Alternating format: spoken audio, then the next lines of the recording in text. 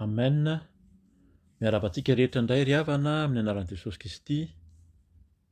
Tompontsika dia mampitombona amintsika mandrakariva ny fahasoavana sy ny fiadanana avy amin'Andriamanitra iray ary koa ny firaisana amin'ny fanahy masina sy ny fitahiana avy amin'i Jesosy Kristy Tompo izany. Dia misaotra ny tompontsika afaka manohy izao fampianarana izao indray sy fanovizana ny lesona fanazavana ny amin'ny sitrapon'Andriamanitra. Hivavaka isika hametrahantsika ny tenin'Andriamanitra. Ry Andriamanitra iray, ry Jesosy Kristy Tompo, fanahy masina, mideranao mankalaza amin'ny voninahitra anao izay satria ianao ilay Andriamanitra ambonin'ny Andriamanitra rehetra, tompon'ny tompo sy mpanjakan'ny mpanjaka. Ianao ilay Andriamanitra Abrahama, Isaka sy Jakôba, Andriamanitra Davida. Ianao ilay Andriamanitra nifidy naniraka ny zanakao lahy tokana etỳ amin'izao tontolo izao dia Jesosy Kristy Tompo.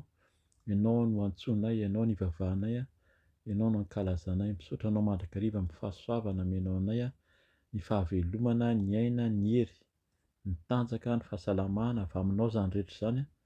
Izany no hideranay anao foana dia manjaka aminay koa ianao Tompo. Misaotra amin'ny famindrapo, misaotra amin'ny raha ny zanakao Jesosy Kristy nanadio sy manavao anay isan'andro, ary indrindra ny fanahinao masina hanolo-tsaina sy mitari-dalana anay koa. Dia mitenena indray Tompo araka ny fombanao fa voninkainy ny mpanomponao amin'izao fotoana izao ny amin'ny fanazavana sy amin'ny fampianarana, ny amin'ny sitraponao rehetra, ny amin'ny fanarahana anao ka dia mitenena fa voninkainy izay amin'ny anaran'i Jesosy Kristy. Alleloia. Amen. Dia araka izany ry havana dia mitohy izany ny fampahirizantsika ny fampianarana fanazavana ny tenin'Andriamanitra. Antsointsika moa izany izy eto amin'ny YouTube hoe lesona. Androany isika dia hitantara na hilaza ny amin'ny hoe ny fiainan'i Jesosy, ny fiainan'i Jesosy Kristy na azo apetraka koa hoe iza marina moa Jesosy, iza moa Jesosy izay zany no lohateny ho velabelarintsika androany. Efa tombontsika sady izany amin'ilay fiantsoana anarana aloha izany. Angamba izay ny sitrapon'ny tompo tiany hoe hazavaina kely ilay hoe anarana hoe Jesosy. Maninona natao hoe Jesosy, maninona natao hoe Jezo, maninona natao hoe Jesoa. Amin'ny anarana hebreo dia Yesoa. Izay zany tena hoe anarana Jesosy izany fa noho ny tantara, raha vao tantara eto moa izay androany fa lavalava izy io tamin'ny andron'ny Rômanina na ny Grika izany izay nanjaka tamin'ny fotoana naterahan'i Jesosy dia napetrany ho amin'ny teny Grika daholo indray izany ny teny hebreo. Fa amin'ny teny hebreo dia Yesoa, izay no tena anaran'i Jesosy ary izy ilay atao hoe Mesia. Fa navadika tamin'io fiteny io izany hoe Jesosy, tenenin-jareo atao hoe Jésus na Jesus hoe Jesosy, amin'ny teny anglisy sy teny frantsay moa no resahana azy teo fa Jesosy no nasain'ny tamin'izany fotoana izany tamin'ny andron'ny Rômanina dia ilay hoe Mesia, Masia amin'ny teny hebreo natao hoe Kristy.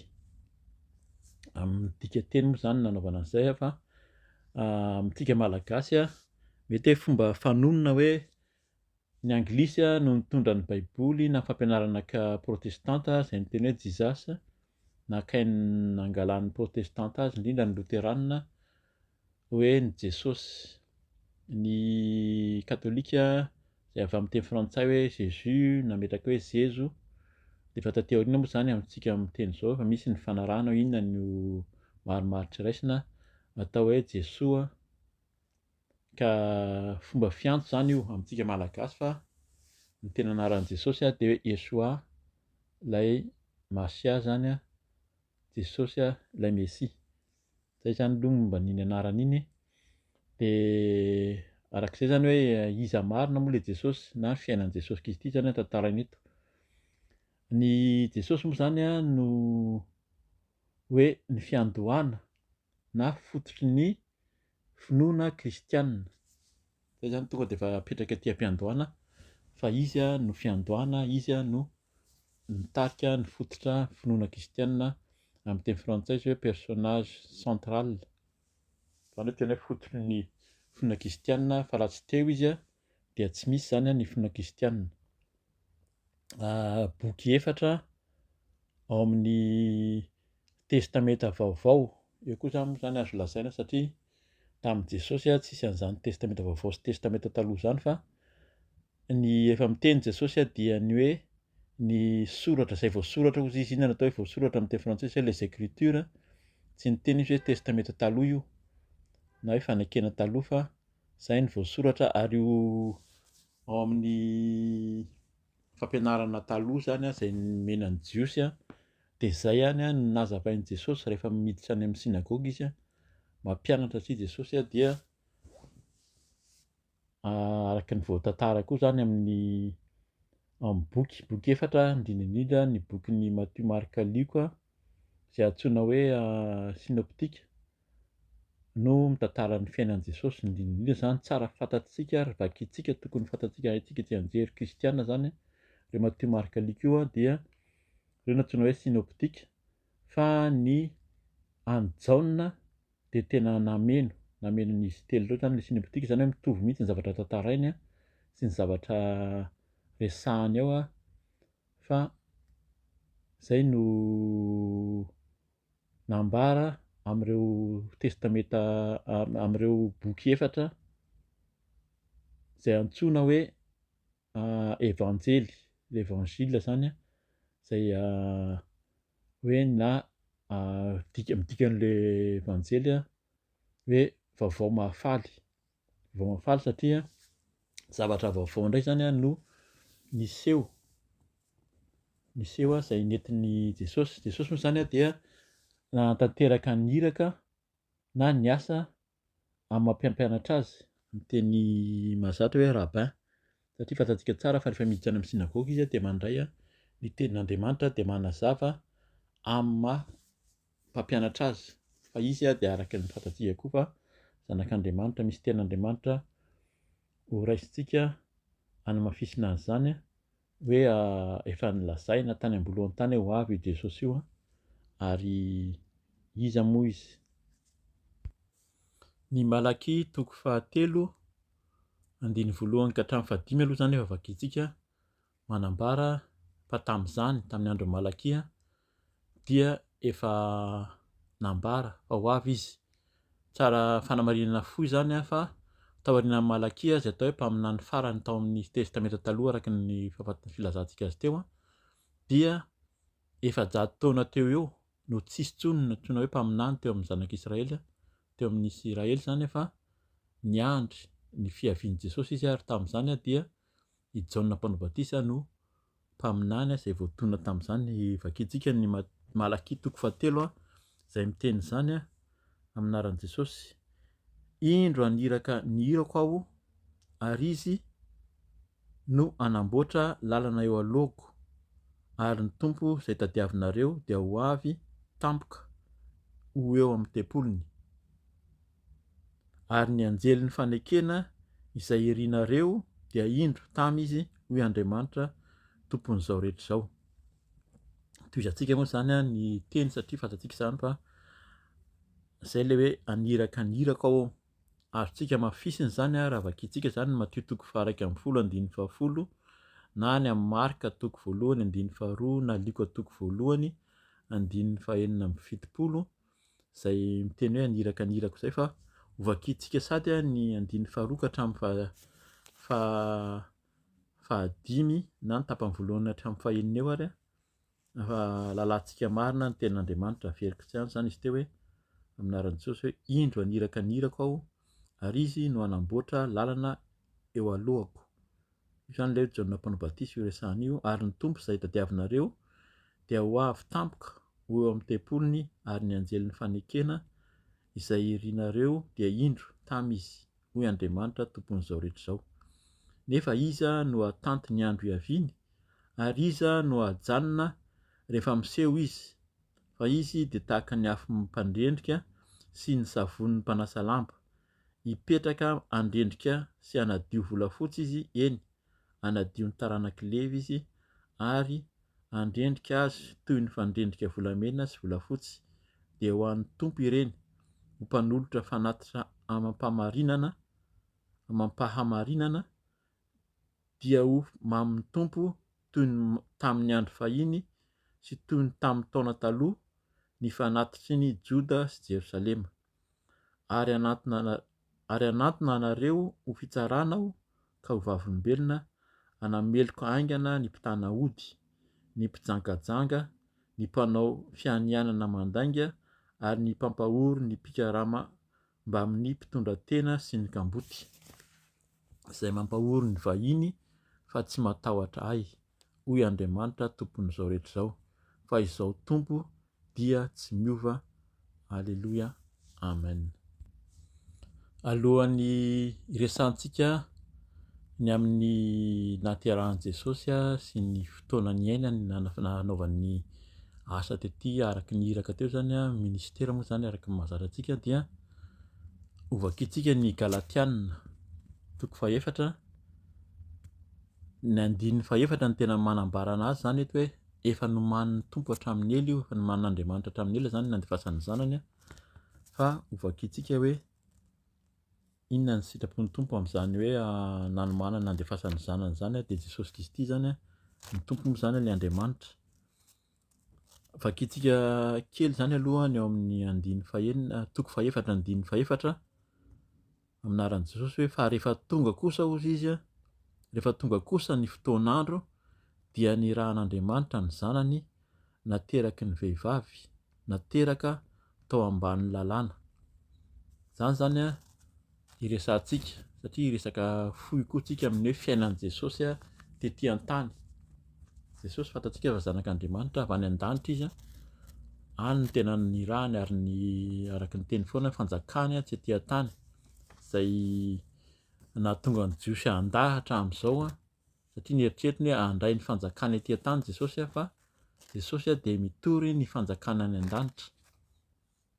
Izay foana ny fampianarany amin'ny nampianatra ny vavaka nampianarin'ny Tompo izy, izay nampianarin'ny Tompo izay ny antsointsika anazy vavaka nampianarin'i Jesosy. Teny tamin'ny ranahantany mpianatra, inona ny vavaka ataonay, dia anao ny sitrapony hozy izy tahaka ny any an-danitra ka tetỳ an-tany. Zany hoe ny zavatra ataontsika etỳ an-tany zany dia zavatra efa miseho any an-danitra any. Any an-danitra any, izay mila mino an'izay tsika fa Andriamanitra dia any an-danitra any hozy izy fa tsy etỳ an-tany etỳ. Ka zany ao anaty fonosana fohy zany amin'ny hoe ahalalantsika hoe iza marina ilay Jesosy Kristy sy ny fiainan'i Jesosy rehefa tetỳ an-tany izy. 4:4 zany ny Galatianina 1:1-7, vakitsika manontolo aminaran'i Jesosy hoe fa hoy aho, raha mbola zaza ny mpandova dia tsy hafa noho ny andevo izy na dia tompony zavatra rehetra aza, satria fehezin'ny mpitaiza azy sy mpitantana ao an-trano izy mandra-pahatonga ny fotoana voatendry ny rainy. Tahaka izany koa isika, fony mbola zaza dia nandevozin'ny ampidim-pianaran'izao tontolo izao, fa rehefa tonga kosa ny fotoan'andro dia nirahan'Andriamanitra ny zanany nateraky ny vehivavy, nateraka tao ambany lalàna, anavotany izay ambany lalàna mba andraisantsika ny mahazanaka. Koa satria zanaka ianareo dia nirahan'Andriamanitra ho ato am-pontsika ny fanahin'ny zanany izay miantso hoe Abaray eo. Koa tsy andevy intsony ianao fa zanaka, ary raha zanaka dia mpandova koa noho ny ataon'Andriamanitra. Amen. Zay zany efa mampirisika antsika sady hoe ny finoanan'i Jesosy Kristy izay arahantsika ity dia hidirantsika amin'ny mahazanak'Andriamanitra koa. Raha ny tena marina dia ny zanak'Israely zany no fidin'Andriamanitra, fa no Jesosy Kristy dia nasainy tafiditra ho mpiara-mandovontsika, satria io raha mino an'i Jesosy ianao ary raha mankatoy ny teniny koa, mankatoy ny didiny, zany ny tenin'i Jesosy, izay mankatoy ny teny koa sy manaiky ny didiny, manao ny sitrapony, zany nataony hoe rahalahy sy anabavy. Ka zay no rahalahy sy anabavy tsika miara-mandova zany amin'ny Jesosy Kristy eo amin'Andriamanitra. Araka ny resantsika teo dia ny fotoana naharitra efa-jato taona eo no tsy heny intsony zany ny zavatra niseho ny amin'ny zanak'Israely. Nisy teo amin'ny firenena Israely moa zany dia voababo ry zareo natao sesitany, niparitaka zany fanjakana roa, ny tany avaratra sy tany atsimo, ny Israely sy tany Joda zany samy voaroka teo amin'ny tany ireo dia nanjakan'ny olon-kafa. Tao aorian'io malaka io vakina tantara dia nisy fanjakana vitsivitsy izay nandalo, ny Persa, ny Grika moa zany Romanina, dia misy fanjakana hafa koa izay nambaba an'izareo, fanjakana Babilôna sy ny izay nanandevo ny zanak'Israely. Fa taloha nahaterahan'i Jesosy dia nanomboka niverina tao Jerosalema zany tamin'ny faritra misy azy ny zanak'Israely, ary nanomboka ohatran'ny hoe afaka nanompo ihany tamin'ny fotoana izay nanjakan'ny Romanina moa zany. Nisy hoe Pax Romana zany filazana azy amin'ny fampianarana amin'ny tenin'Andriamanitra, fa ohatran'ny hoe nisy fanarahana ny fanaovana tamin'izany ahafahana niainan'ny zanak'Israely nanomboka niverina indray zareo, nanao ny asa fanompoana tao amin'ny tempoly sy ny fampianarana tany amin'ny sinagoga. Fampianarana tany amin'ny sinagoga araka ny tantara be dia be sy ny fandehan'ny tantara dia taty aoriana ny fariseo sy ny sadoseo izay niezaka hitahiry ny lalàna ny Israely ireo zany no nitarika sy nitantana tao amin'ny tempoly na tao amin'ny sinagoga, fa na ny pretra ary sy ireo mpanao sorona zany dia lasa fomba fotsiny ihany nataon'ny zanak'Israely, fa ireo izay fitantanana atao hoe ireo zany mpandinika ny lalàna filaza azy sy mametraka ara-pôlitika, dia nametraka misy nanana ny toerana lehibe mihitsy teo amin'ny fiarahamoniny zanak'Israely tamin'izany. Ary ny fitantanana sy ny fitsarana dia voasoratra fa tamin'ny hoe tao amin'ny Sinédriona ao amin'ny Israely zany zany no nisian'ny hoe fitsarana teo amin'ny zanak'Israely izay nitondrana an'i Jesosy koa zany moa. Ary ireo fitantanana anankiroa ireo, sadoseo sy fariseo ireo no nitady hamono sy tena hoe nampamono an'i Jesosy moa zany teo amin'ny hazo fijaliana, kanefa zany koa dia mba tanteraka ny tenin'Andriamanitra zany rehetra zany. Ka dia ovakitsika ny Liko 3:1-5 ka hatramin'ny 7, ahitantsika hoe nanahoana tokoa moa zany ny fiandrasana ny fahaterahan'i Jesosy na ny fahatongavan'ilay Mesia tamin'izany fotoana izany. Ny Liko 3:1-5 ka hatramin'ny 7, vakina amin'ny anaran'i Jesosy hoe: raha mbola niandry ny olona ka samy nieritreritra any Jaona tao am-pony na izy no Kristy na tsia, dia hody Jaona tamin'izy rehetra: izaho dia manao batisa anareo amin'ny rano, fa avy izay mahery noho izao ka tsy mendrika hamany fehin-kampany akory aza aho, fa izy no manao batisa anareo amin'ny fanahy masina sy ny afo. Eny an-tanany ny fikororoany anadiovany tsara ny ao ampamolohany ka anangonany vary ho ao amin'ny sompony, fa ny akofa sy ny mololo dia hodorany amin'ny afo, tsy azo vonoina. Amen. Eto zany dia maro no niandry hoe Jaona mpanao batisa ve ilay niresahana tao amin'ny Malaki teo hoe isy iraka izay hanambara io ve ilay Mesia, fa Jaona niteny hoe tsy izahako, fa Jesosy izay teneniny eo moa zany no ilay Mesia, ary hitondra fitsarana koa izy. Io zany mila resahana foana, matoa miteny hatrany amin'izany dia efa niteny ny tenin'Andriamanitra fa hitsara ny asan'ny tsirairay avy izy, Andriamanitra mamindra fo izy, fa Andriamanitra mitsara hitondra ny fikororoany. Ka izay zany no amporosiana antsika foana koa hoe mandehana araka ny sitrapon'Andriamanitra. Efa nisy nivakitsika teo hoe ny mpanao tsinitsinina, ny mpajangajanga, ny mpanao famoretana eo amin'ny fiarahamonina zany dia tsy ho tafiditra amin'ny fanjakan'ny lanitra, araka ny any amin'ny Apokalipsy vakiana matetika hoe any amin'ny farihy mirehitra afo na any amin'ilay fahafatesana faharoa.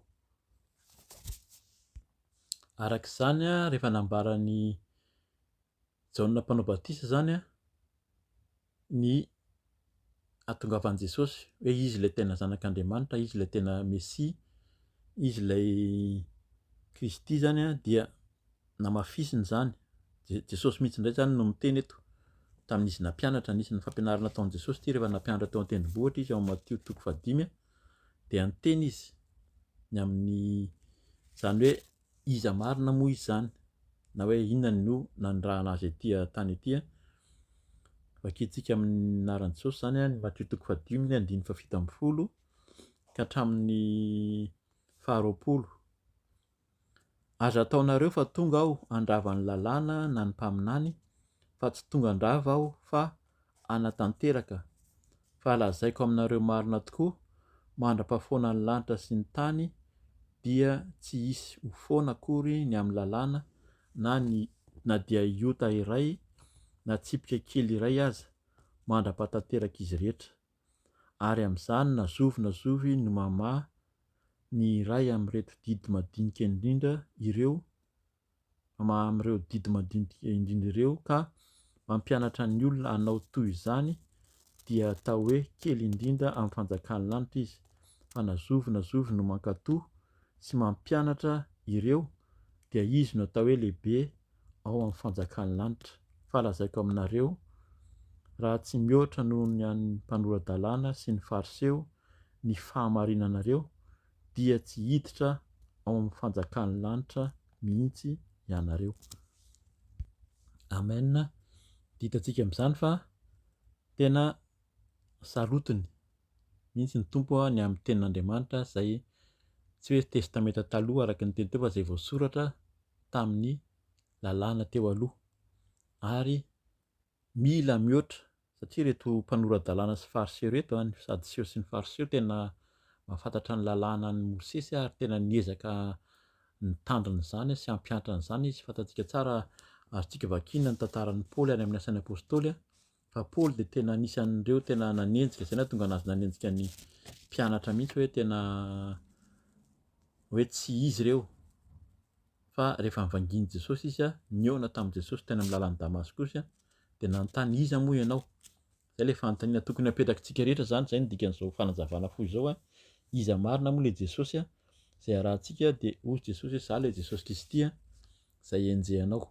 Andriamanitra velona io ilay Jesosy ilay Mesia, ilay mpamonjy io ilay mpanjakan'i Israely, zanak'Andriamanitra. Alleluia, amen. Hanao fanazavana fohy zany ny amin'ny hoe naterahan'i Jesosy. Amin'izao fotoana izao zany tsika moa zany mamaky boky, fa hatramin'izay ka indrindra amin'izao fotoana izao dia mihevitra mihitsy ny olona fa Jesosy dia teraka tamin'ny 25 Desambra tamin'ny taona aotra zany l'an 25 Desambra. Fa tsy marina zany izay fa taona na andro volana izay napetraka tamin'ny andron'ny Papa Jules moa zany no nitarika ny fivavahana katolika tamin'izany tamin'ny année tamin'ny taona 737 tamin'ny 337 après Jésus-Christ zany no nametrahany i Papa Jules premier, Papa Jules voalohany, ny hoe ataovy ny 25 Desambra ny atao hoe naterahan'i Jesosy. Eto moa zany tsara marihana mihitsy ary tokony fantatsika zany fa hoe tsy misy zany hoe année taona aotra zany na année 0. Tsy misy zany hoe tampotampoka teo dia lasa aotra ny taona, fa ny taona dia efa nisy hatramin'ny nanorenan'Andriamanitra zao tontolo izao fa ny olombelona no nametraka azy hoe tonga Jesosy dia napetraka hoe eo nanomboka teo zany dia nanomboka ny saina vaovao indray zany ny fomba fanisana azy. Amin'izay ilay fanamarinana momba ny naterahan'i Jesosy izay moa zany dia hoe napetraka io andro 25 Desambra io hoe hanoerana ny amin'ny vavaka fomba fanompoana nataon'ny Mitra tamin'izany fotoana izany mba tsy hiseho intsony zany satria izay ny fotoana nataon'zareo dia niraisy ny kristianina tamin'izany ilay 25 Desambra ho anoherana io hoe fankalazana ny nahaterahan'i Jesosy io, anoherana ny fomba fanompo-tsampy moa zany tamin'izany. Dia nahaterahan'i Jesosy zany raha ny tena marina tsy tena tamin'ny taona aotra io zany année 0 fa taona miteny frantsay mahazatra moa zany -5 à peu près -5 -6 amin'ny fanisan'andro misy amintsika izao, satria ilay Hérode lehibe zany, Hérode le Grand dia mbola nanjaka tamin'izany nefa izy tamin'ny taona aotra efa maty. Fanazavana fohy zany satria voalaza amin'ny fandinihana sy amin'ny baiboly rehefa tena manoratra mandinika ny baiboly zany dia izay no zavatra miseho any ka misy fahadisoana zany ny amin'ny nanaovana ny daty tamin'izany fotoana izany fa tsika tsy hiditra lalina amin'izay fa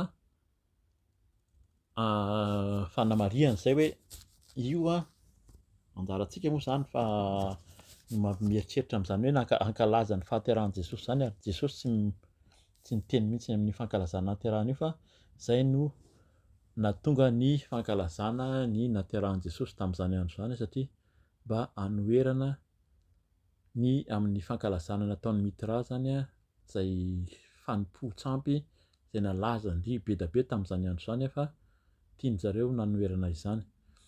Dia araka ny raisintsika zany fehezintsika fohy ny amin'ny hoe taona nahaterahan'i Jesosy araka ny teny teo zany tsy tena teraka tamin'ny taona aotra izy araka ny fanisan'andro misy antsika izao fa teo amin'ny hoe -5 -6 eo zany dia tao no niteraka Jesosy teo amin'ny zanak'Israely izay teo ambany fifehezan'ny Romanina moa zany no nitantana tamin'izany fotoana izany ary nisy fotoana izy nandeha nakany Ejipta noho ny zavatra niseho tamin'ny toerana nahaterahany tao Betlehema zany avy eo izy niverina tao Israely izay niaraka tamin'ny ray aman-dreniny tao Nazareta.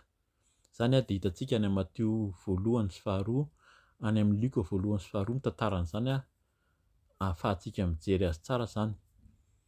Dia araka ny efa nivakiana teo zany ny nanomboka ny asan'ny Jaona Mpanobatisa na ny ministeran'ny Jaona Mpanobatisa hiantso ny zanak'Israely amin'ny fibebahana dia tao amin'ny azo atao hoe efa akaiky mbola tsy 30 taona Jesosy zany fa teo amin'ny taona faha-enina amby roapolo teo eo.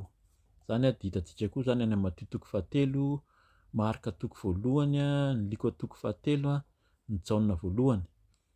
Ary eo dia efa nahatongavan'ny Jaona Mpanobatisa moa zany dia mitohy amin'ny fanaovana batisa amin'i Jesosy teo amin'ny renirano Jordana zany.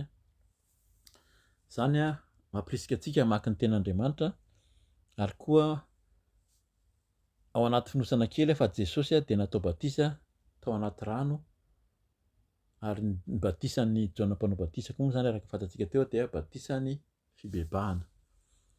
Taorian'izay Jesosy ny Matteo 4 azontsika Matteo 4 hatramin'ny 5, Marka 1, Luka 4, ny Jaona manomboka tamin'ny Jaona 2 hatramin'ny 7 dia tao izy nanomboka niantso ny mpianany 12.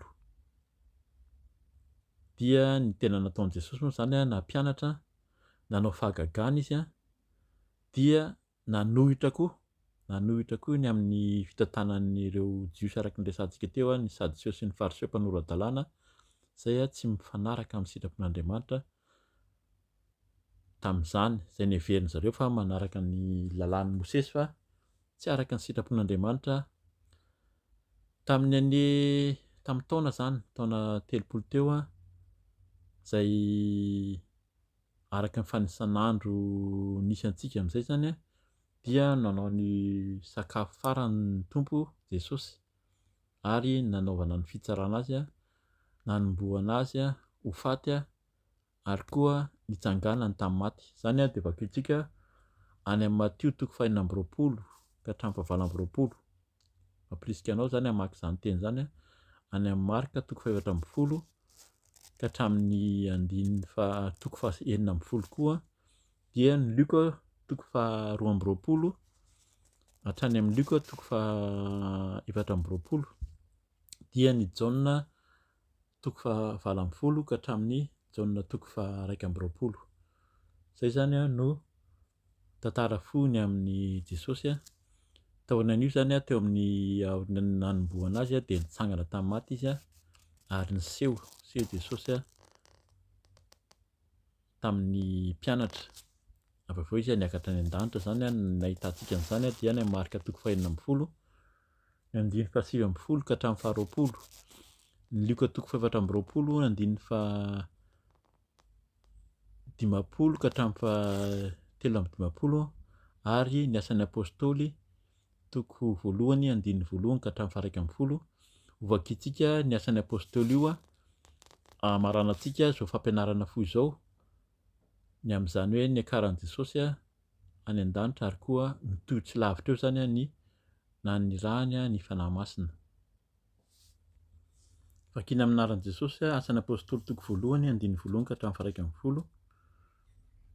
Ry Teofilo, ilay boky voalohany dia nosoratako momba izay natomboko Jesosy natao sy nampianarina hatramin'ny andro nampakarana azy rehefa avy nodidihany tamin'ny alalan'ny fanahy masina ny apôstôly izay novidiany. Niseho tamin'ireo tamin'ny famantarana maro koa izy fa velona taorian'ny jaliany. Eny niseho tamin'izy ireo nandritry ny 70 andro izy ary nilaza ny amin'ny fanjakan'Andriamanitra. Raha niara nisakafo tamin'izy ireo Jesosy dia namepetra azy tsy hala tao Jerosalema fa hiandry ny teny fikasany ny ray izay efa renareo tampoka hoy izy fa i Jaona dia nanao batisa tamin'ny rano fa ianareo kosa dia hanao batisa amin'ny fanahy masina rehefa dia tao batisa azafady. Vakiko andin'ny 15 fa i Jaona dia nanao batisa tamin'ny rano fa ianareo kosa dia atao batisa amin'ny fanahy masina rehefa afaka andro vitsivitsy. Koa izay tafangana teo dia nanontany azy hoe, Tompoko, amin'izao va no ampodianao ny fanjakana ho amin'ny Israely? Fa io kosa izy taminy tsy anjaranareo ny ahafantatra ny andro na ny fotoana izay efa notendren'ny ray amin'ny fahefany irery ihany, fa azo hery ianareo amin'ny ahatongavan'ny fanahy masina aminareo ka ho vavolombeloko any Jerosalema sy manerana ny Jodia sy Samaria ary hatramin'ny faran'ny tany. Rehefa nilaza izany Jesosy dia nakarina raha mbola nijery izy ireo nisy rahona nitondra azy ka tsy hitany masony intsony izy. Ary raha mbola nandinika ny lanitra izy ireo tamin'ny nandehanan'i Jesosy dia indreo nisy 2 lahy tonga teo anilany ny akanjo fotsy ary niteny hoe, ry lehilahy Galiliana, nahoana no mijanona eto mijery ny lanitra ianareo? Iny Jesosy izay nampiakarina niala taminareo ho any an-danitra iny dia mbola ho avy indray tahaka ny nahitanareo azy niakatra ho any an-danitra. Alleluia, alleluia, amen. Dia izay no filazantsika fohy ny amin'ny fiainan'i Jesosy. Anjarantsika izany mamaky ny testameta vaovao, indrindra ny evanjely, ny Matthieu, Marika, Luka, Jaona, halalantsika marina izy ilay Jesosy Kristy izay arahantsika sy torintsika io zany ka dia voninahitra ao an'Andriamanitra irery ihany dia raha sitrapon'ny Tompo zany dia raha mbola tsy tonga Jesosy mbola mitohy ny fampiresana sy ny fampianarantsika ny amin'ny fampahafantarana ny amin'ny tenin'Andriamanitra, indrindra ny amin'ny fahalalana an'i Jesosy Kristy Tompo. Manao velomanao amin'ny anaran'i Jesosy. Alleluia, amen.